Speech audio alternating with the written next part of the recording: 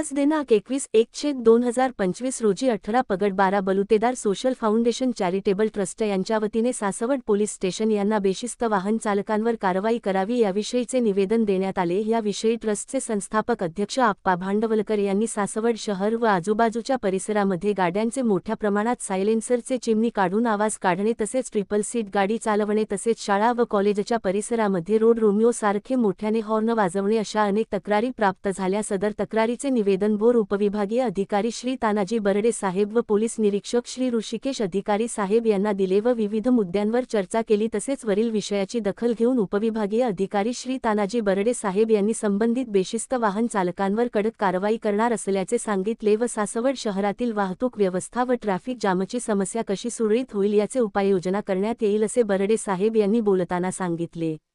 यावेळी ट्रस्टचे संस्थापक अध्यक्ष आप्पा भांडवलकर, सचिव अतुल पवार, सल्लागार मंगेश गायकवाड, सोशल मीडिया प्रमुख समीर भिंगार दिवे, निखिल स्वामी, आप्पा ढगारे, वसंत इभाड, कालिदास उबाळे, सोनू सपकाळ, जगदीश दळवी हे